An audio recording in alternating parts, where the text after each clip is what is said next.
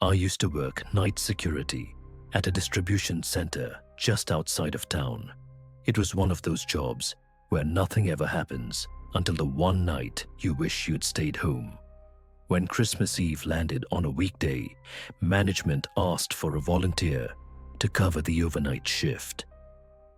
I didn't really want to, but the holiday bonus was decent enough to make me say yes. I drove in just before 11.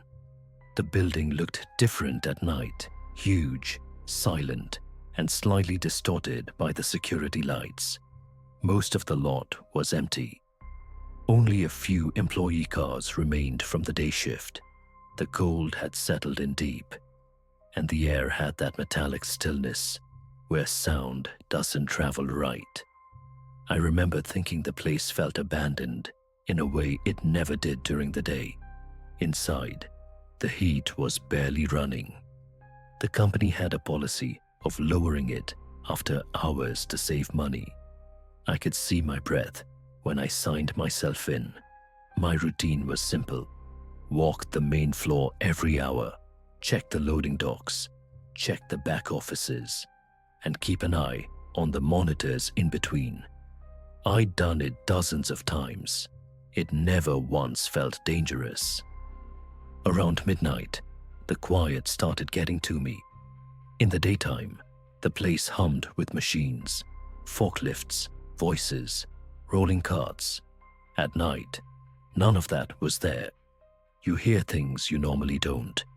The settling of the building, air movement in vents, old pipes contracting.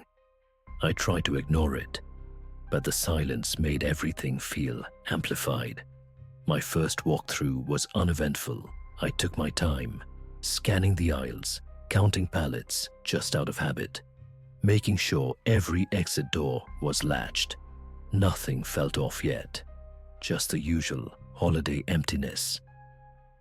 By the time I returned to the office, I was already looking forward to the next cup of coffee.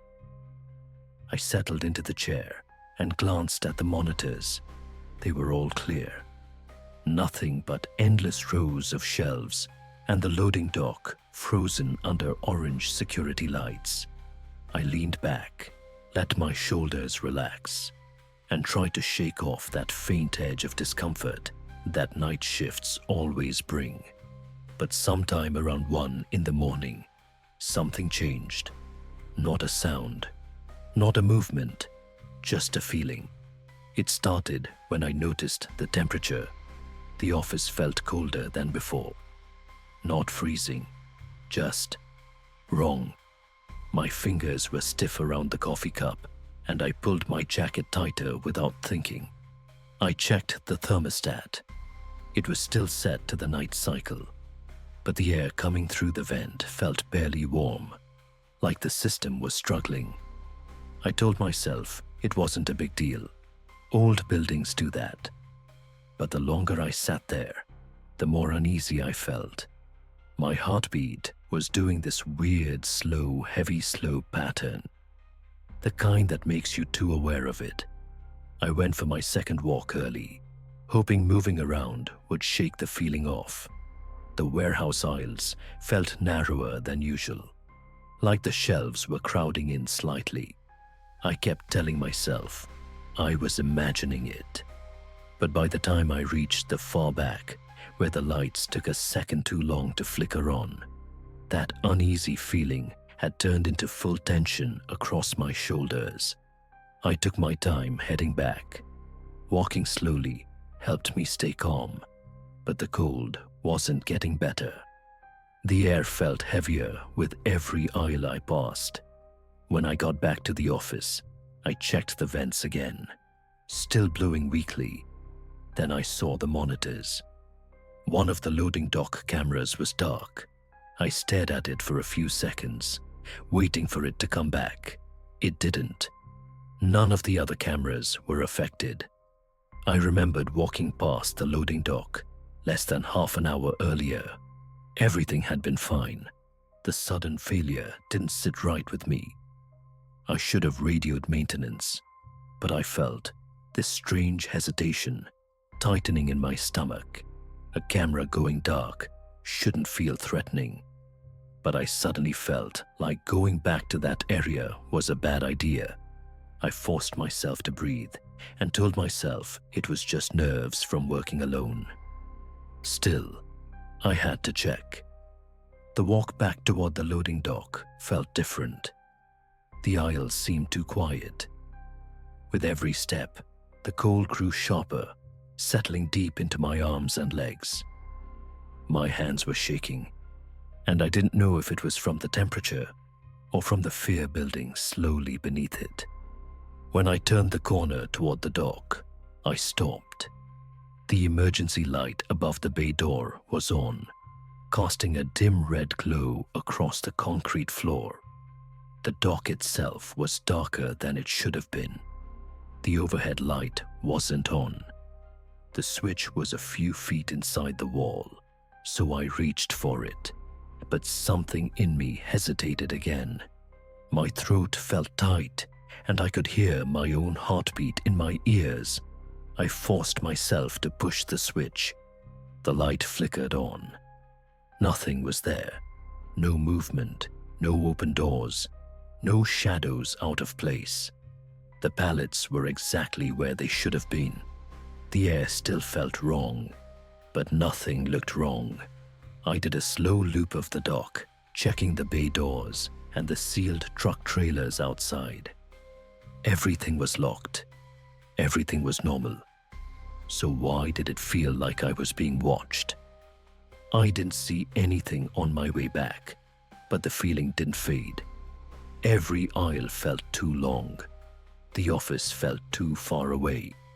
And by the time I reached the door, my hands were trembling so badly, I had to steady them on the handle. Back inside, the warmth hit me. My body felt drained, like the fear had taken something out of me. I checked the monitors again. The missing camera was still dark. The others were fine. I stared at the screens for a long time, waiting for something to happen. A flicker, a light change, anything. But everything stayed still. Too still. At 2:30, the entire monitor wall flashed white. Just for a split second, but bright enough to make me jerk back. When the image stabilized, every camera was back online, even the one that had gone black. I leaned closer, squinting at the screen. The loading dock looked normal again, but something about the image felt off, like the contrast was slightly wrong, or the angle had shifted by a degree. I kept staring until my eyes burned, but I couldn't pinpoint what had changed. Then I noticed the time code. It had jumped backward by 5 minutes. Just that one camera. I sat there feeling a slow, heavy chill creep up my spine. Nothing about that should have been possible. The cameras didn't buffer. They didn't rewind. And no one else was in the building to mess with them. I tried to reason through it. Glitch, power dip, software bug. But none of those explanations eased the sick feeling settling in my stomach. Something wasn't adding up. At 3 o'clock, I made one last round. Not because I wanted to, but because sitting still was worse. My walk was faster this time. Not quite a panic, but close. The aisles were colder. My breath felt shallow. The overhead lights buzzed faintly, a sound I had never noticed before. When I reached the loading dock, I stopped halfway through the aisle. The overhead light on the dock, the one I had switched on earlier, was off again. This time, I didn't move. I just stood there, staring, feeling dread spread through my chest like something physical. I knew, without checking the switch, that it would be on. It didn't make sense. Lights don't turn themselves off. Cameras don't rewind.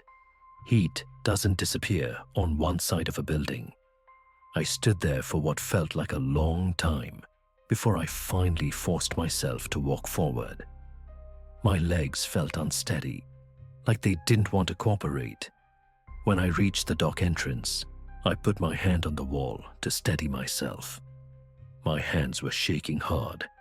I stepped forward and hit the switch. Nothing. The overhead light stayed off.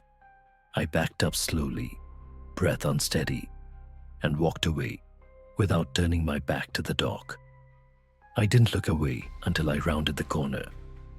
I sat in the office for the next hour, counting every second, listening to the quiet, feeling my pulse hammer under my skin. I didn't do another walkthrough. When the day shift guy came in at 6, I didn't say much. I just grabbed my coat, signed out, and walked to my car before he could ask why I looked so shaken. I quit 2 weeks later. I still don't know what happened that night, but I do know what it felt like. Not haunting, not paranormal, just wrong. Wrong in a way your body understands before your brain does. Wrong in a way that stays with you long after you've left the building. Thanks for watching No Sleep Tonight. And if you enjoyed the video, don't forget to like, share, and subscribe. It truly helps this channel grow and keep these horrors coming. I'll see you in the next video. And until then, sleep well.